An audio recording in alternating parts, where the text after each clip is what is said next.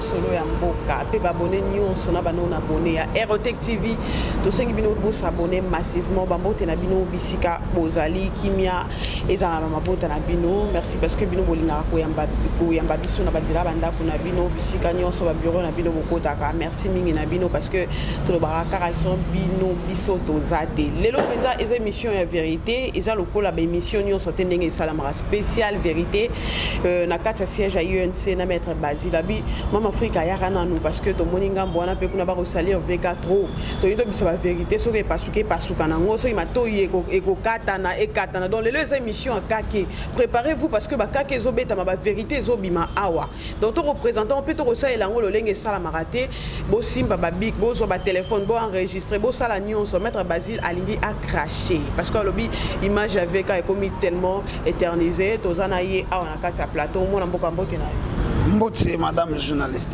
voilà et c'est mon yamba yo malamu ngapi na yambio. Merci beaucoup. Maître Basile, nous avons tout à l'heure Awa. Nous soulever comme mes émissions en vérité. Trop, c'est trop, nous allons parler. Madame Amida Ouazali Bongo Moisi à Durkab, chef de l'État Vital Caméreo et Bongo Penza en prison. A tek avoir même Banda Kunae pour nous soutenir campagne à cash topé président Siamon Amboka Félix Tshisekedi. Si le mobile Nazan a à prison, n'est-ce pas c'est une trahison? Mais est-ce que moi, je suis dans le moment où je suis contre ça? Nous, nous avons un élément, une facture, une sur la campagne, et Zali. Tant que nous sommes déterminés pour que tout le vérité, et Zali, tout côté déjà, dans l'anglais, la vérité, puis tout le vérité, je confirme que non, Maman Mida. Moi, si il y a président Nabiso, il y a parti à des immeubles à Gombe pour qu'on a soutenir campagne. Nous ne pouvons pas mis ça pas à l'outou pour que campagne salama à tellement à l'oba. Mais tout côté de la phase, il y a un effort Nabiso, contribution Nabiso matériel, physique, intellectuel pour gagner l'élection, pour gagner Kiango et ça effort il y a Biso. Nous avons sabino que IDPS a gagné pouvoir. IDPS a été 37 ans en opposition. Qu'elle a gagné pouvoir. Tout ça, l'alliance INC, IDPS, Yango a gagné pouvoir. Ce qui peut passer l'alliance na INC, Bangay peut passer au pouvoir. Parce que secret à pouvoir, ils n'avaient pas Vital Kamere. Ah bon? Ah, tout ça, c'est au moins on a pouvoir. Tout ça, la tactique qui a passé la campagne électorale. Ah, mais yoka, te na lobby, tu as une tactique qui a passé la campagne électorale. Yo sommes directeur de campagne, des fois, directeur de campagne pas gagné. Donc, on a même mis dans finale, des fois, on a super coup. Et ça, on va continuer à sauter. Parce que on va quoi en côté là-bas. Tu as pas ça élément moko. Na opé soka élément moko. Na posate, na bisa élément sur les places publiques, mais élément moko INC. Na mwana mboka Vital Kamere dans la tactique qui a resté la campagne électorale. Yango loba, nous allons faire notre campagne à la congolaise. Tout ça là yango kobeta Chiluba, kobeta Swahili, kobeta Kikongo, Lingala, français, anglais. Mwana mboka Vital Kamere. Na campagne bobeta na kati. Est-ce que loba Kinyarwanda déjà péché? Tant que loba français ça biso. Mais là, on doute déjà. Non, c'est un complexe d'infériorité. Faut que l'on a débat. Lorsque nous parlons le français, est-ce que nous sommes français? On a été colonisés. Non, Vital Kamere n'a pas votre. Oh non. Le Belge, plutôt, on a été colonisés par le Belge. C'est un défaut aussi. Vital Kamere a plus de 100 et quelques langues. N'a pas de dialecte, langue n'a pas de dialecte. Alors, barakutu qui était là. Alors, barabilo rebelle. Attaque Kinyarwanda, ça n'a pas péché. Il y a un débat terre à terre. Ce n'est pas un débat terre à terre. Je dis, revenons au sujet. Ce n'est pas un débat terre à terre. C'est une question que je posais. Je réponds à toutes les questions. Parler Kinyarwanda, français, tout ça, ce n'est pas un péché. Celui qui est intellectuel est capable. Celui aussi qui a la volonté, il est capable à l'Obango. Alors, il y a 4 langues en RDC. Il y a trafic. Tokotanga bango na misapia alobaki Congo, alobi Swahili, alobi Lingala, alobi Chiluba. Tokotanga bango na misapia. Basate Si quoi balo bapeke wana asa congolais, a muluba, asa muswahili, asa mtabandundu, toi asa mtab. Batika va mentir, ça c'est un faux débat. 9 personnes citées. Nous ba rumeur moi mike koko et ana kombo ya mwana mboka Christian Tshisekedi. Ya salini na dossier wana ya kokangami ya mwana mboka. Aujourd'hui, j'ai pris déjà l'option de ne plus citer les noms des gens lorsque je preste. Oui. Moi je suis avocat. Wana banga na opera. Non. Okoma bakama ona ba image. Mukamate, le roi de l'Ouest Saranati ba bengi okuna na coup d'appel mukamate mbala moko. Parce que lorsqu'un client me consulte pour le défendre, à la fin j'ai des honoraires. Je donne la matière ici, je ne prends rien. Mais je ne peux pas citer le nom des gens. Na lobby boy, le président a clair sur cette question.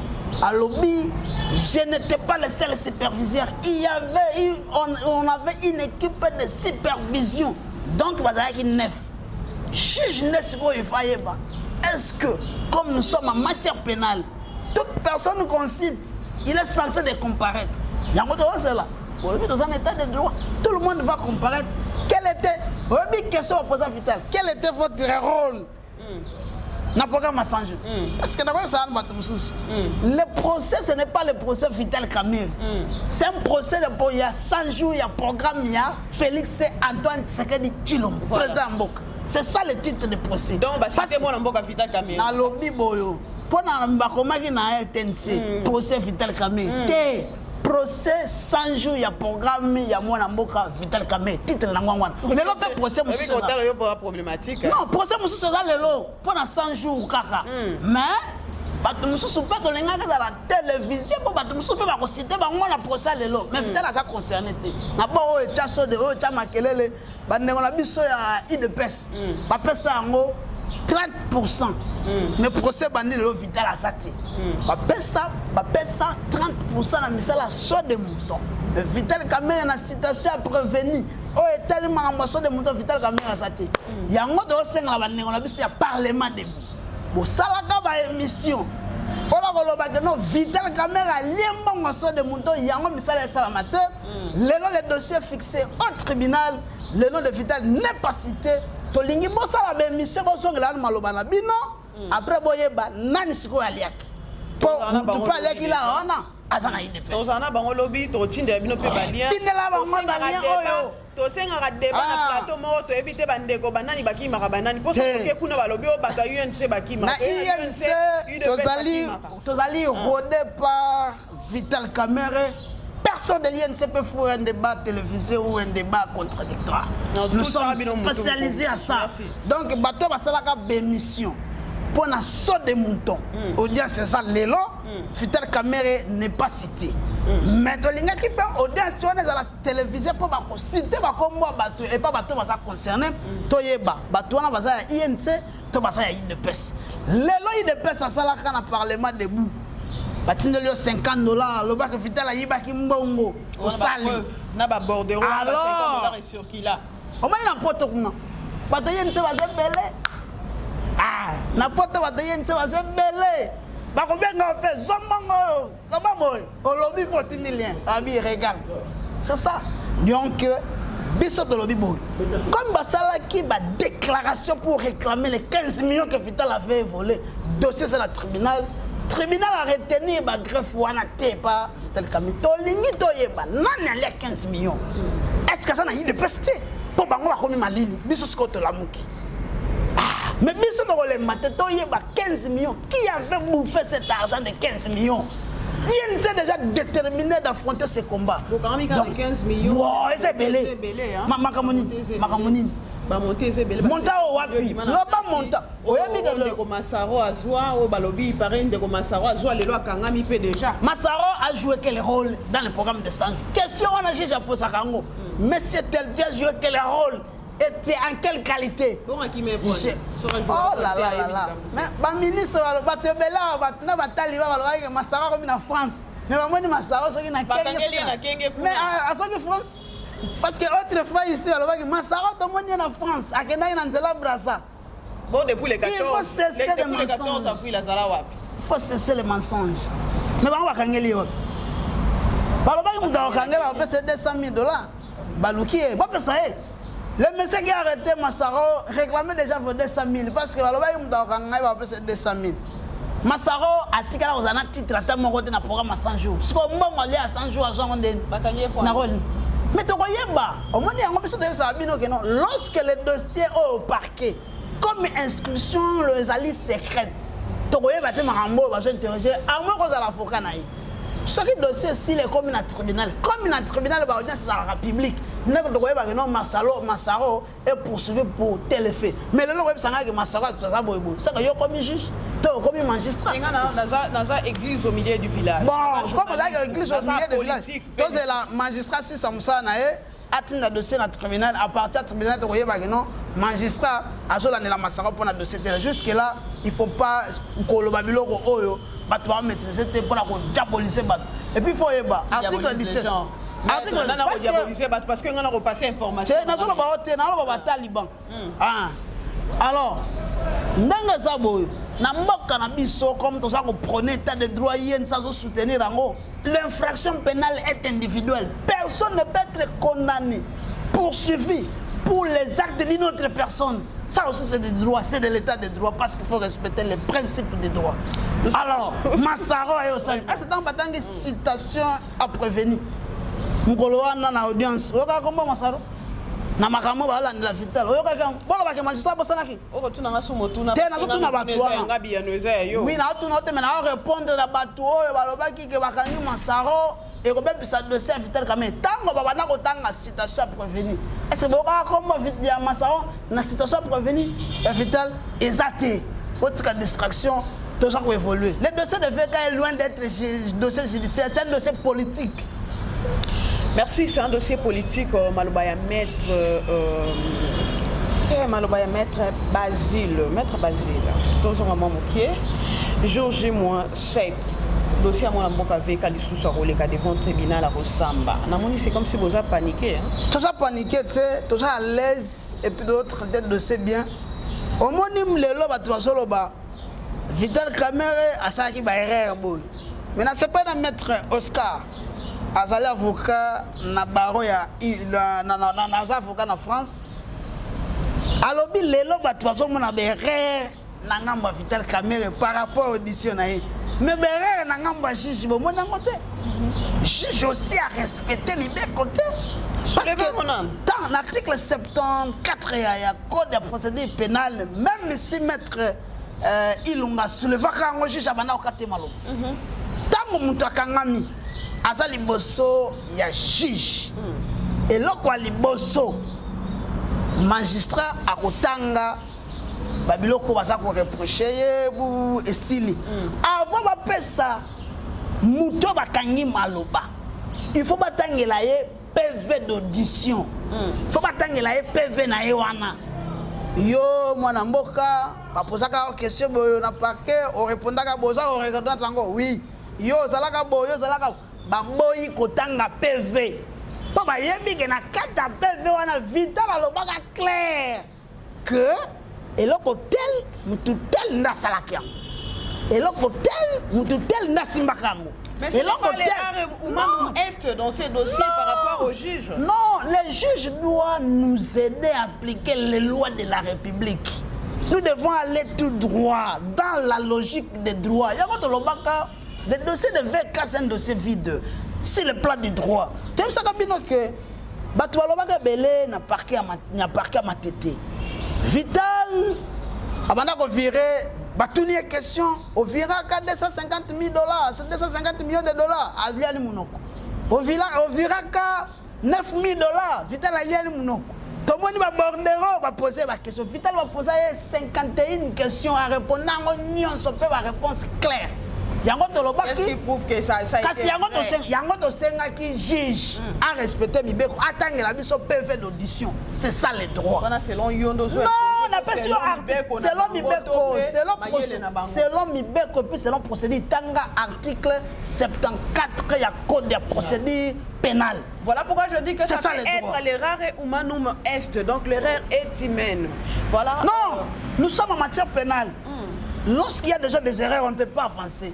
La loi pénale est de stricte interprétation. On doit appliquer la loi. Ce n'est pas un procès civil, c'est un procès pénal. L'information est une information pénale. Quand on s'accroche à une erreur, on doit faire décision d'erreur, on condamne une erreur, donc, tout ça, c'est la Mibeko. Juge a respecté l'article 74 T. Donc, lorsque la procédure déjà est biaisée, il faut commander. Il faut tout le temps un PV d'audition. Pour la 4 PV, on a. Maintenant, nous avons la salle à 100 jours. Pour ça, on a la Mibeko. Donc, autant à toi, Bissoni, on sort, vous avez l'article, le roi Maître Basile. Maître Basile, tout le monde a qui m'a Jean-Marc Kabound, Moko, il y a eu de peste au Bossa la coalition, binonion sur les deux partis, et puis ça cache qu'on est dans les médias Moko. Tout le monde a interrogé qui est par rapport, il y a dossier à mon ami Boka Vital Kamere, APSAP, impression par rapport à Ndege Bozo ensemble. Alors, vu qu'il n'est pour rien, à ça neutre dans le dossier, on a justice et Salamoussa. Quelle analyse portez-vous sur cette parole? C'est la raison pour laquelle nous disons, chez nous à l'INC, nous avons été toujours clairs et topé sacra position lorsqu'il y a une question qui fâche. Au moment où Jean-Marc Kabound a un problème dans le Parlement, siège il y a cash. Le président national Vital Kamere, par l'entremise, il y a le secrétaire général AI, honorable Aimé Bosch, tous qui communiquer pour couper sa position par rapport à Babiloko.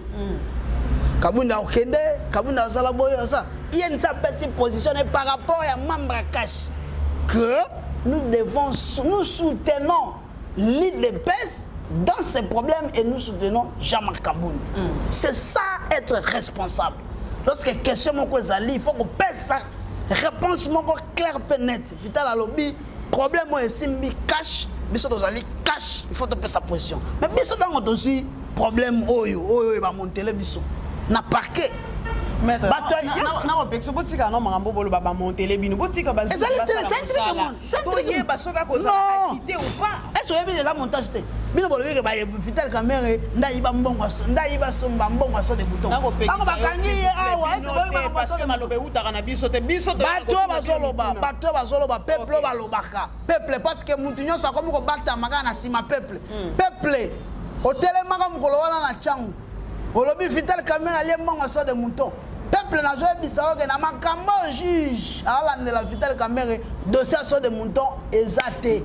Nana le mbongo so de mouton parce que Vital bakangi peuple au télémaga parce que il faut le barande peuple ngapi na sa peuple bo télémaga bolobi Vital Kamere ayibi 15 millions na makambo ba ala ne la mwana mboka Vital Kamere 15 millions exaté siko eke wapi peuple fongola misu to lukato ye ba vérité za wapi na zongela dossier. Tant que monter le biso dossier. Libanda et ça que Vital Kamere ayibi 15 millions, ayibi mbongo so de mouton.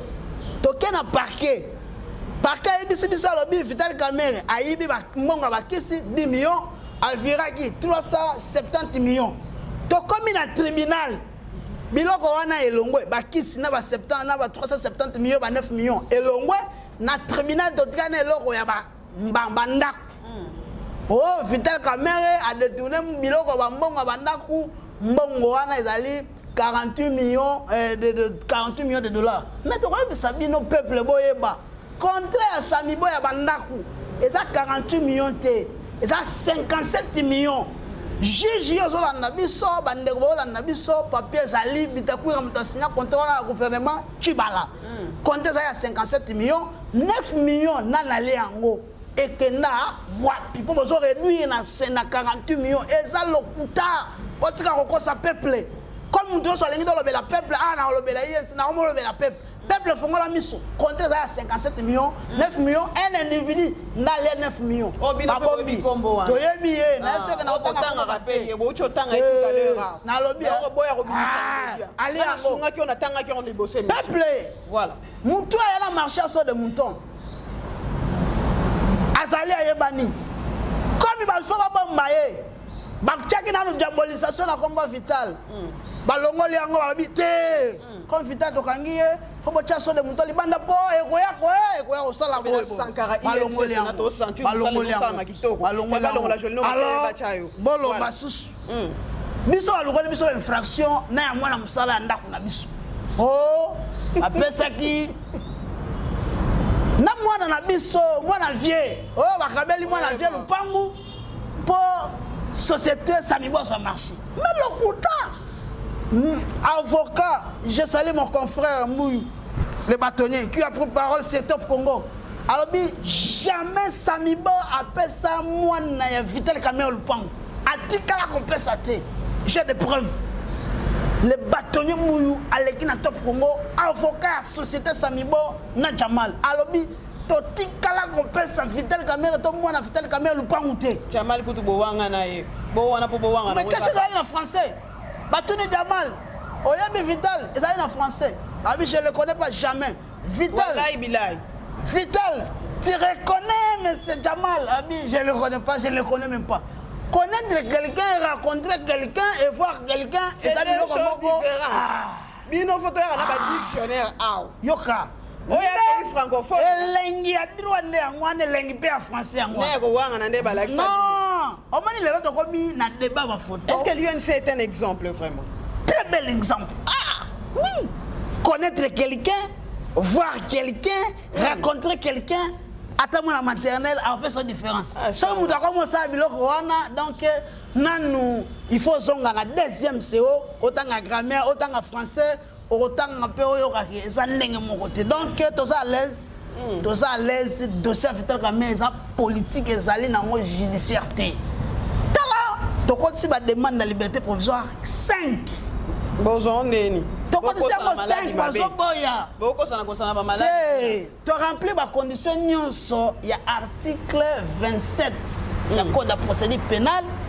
article 28 ya code de procédure pénale article 18 ya constitution to remplir ba condition nyonso bazoboya kopesa biso Vital Kamerhe il est directeur du cabinet à chef de l'État en fonction azala na moto kwa ciment intérim déjà non l'intérim mais c'est quoi et monsieur comme na suka mais il est directeur de cabinet na ngonga mukieta ndo ikesa likama ngonga tozongela yo bomoni ba article ndenge tangami biso pe tokesa droit pour batiko kosa biso ndeko sanga désormais émission faux dictionnaire mupandi balobi moto tangi parce que ba kozo ba peuple moi mboka et c'est romingi ya koyamba yo to comme na suka émission merci à tous ceux qui nous soutiennent hein? Merci pena babi monsieur René na kati ya Dubai mobile mbiji to ozela lobi lien émission dès que kotinda donc na côté agence babi il y a pas de merci beaucoup à Noël Mbamatondo depuis Toulouse merci à Viento Nemaki Ezemote ma maman Princilia Ndingu merci na Yemoko Doris et Massamba na botoli Jibekop balobi yonde pena mikolo babi le partenaire solide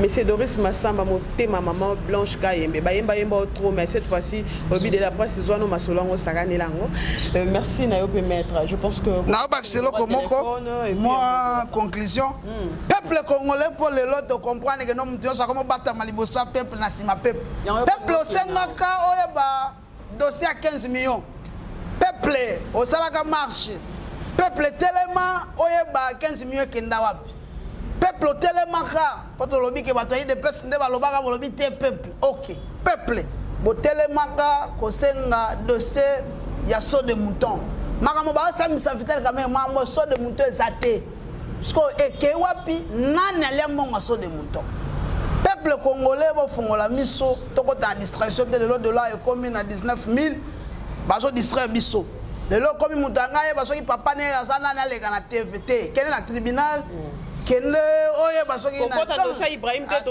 totangi kutongo te na tunyo pe motuna nango te c'est un faux débat mais monsieur Sili tika dosa Ibrahim je suis en train de comprendre ce n'est pas à la télé qu'on réclame la paternité d'un enfant il faut pas faire de théâtre cherche les avocats vous êtes en tribunal vous le faites c'est fini alors bon distribution voilà donc on comprend bon on a besoin de discussion peuple dans la poste alia peuple congolais dans la poste à la kimia lelo yo boyeli biso maladie ya corona soki nini wana to ebite et comme distraire biso bo fongola miso to la poste to kende liboso dossier Vital ezali coup monté pour que ba longola na course na 2023 donc ça m'a lokuta Vital a signé contrat te pour na makambo banda Samibo pe muta signé contrat artikala ko réclamer mbongo te ke na artikala ko mbongo te Samibo azo mbongo na ye asoma banda kuna ye balandela ye mais ye Samibo alobi na sina mbongo na sala makambo nyonso bon Vital a intervenir na niveau nini pour détourner mbongo et puis détournement il faut ça pesa mbongo tozo tourna peuple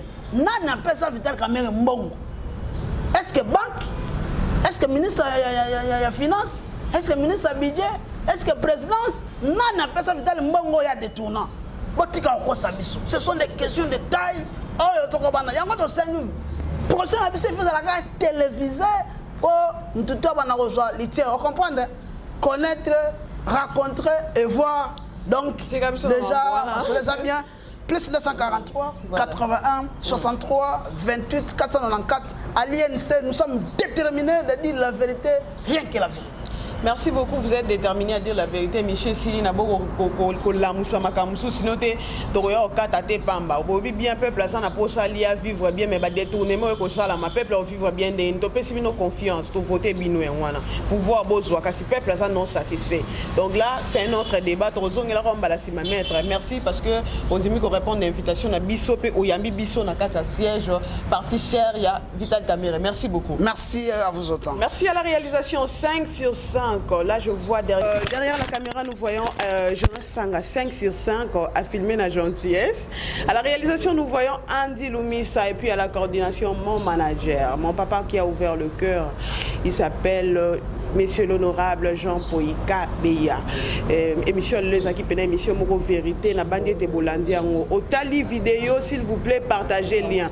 Olingaranga, osana mbongo otinde langate, mbongo no otinde langeza, otali vidéo o partager, ngana ozambongo bossa ofuta ngai. Buna zora bapel na bino mona mboka to sepelaka na yo, ba ope bofinga katoyo karapoto corriger musala, manière na yo soutenir na sengi yo 10 millions te mbongo te, tala vidéo partager, tango zo partager, ngape bossa ofuta nga, na ozala pe malamu, na roleka pe na émission na ba critères obino bokolingela. Au revoir.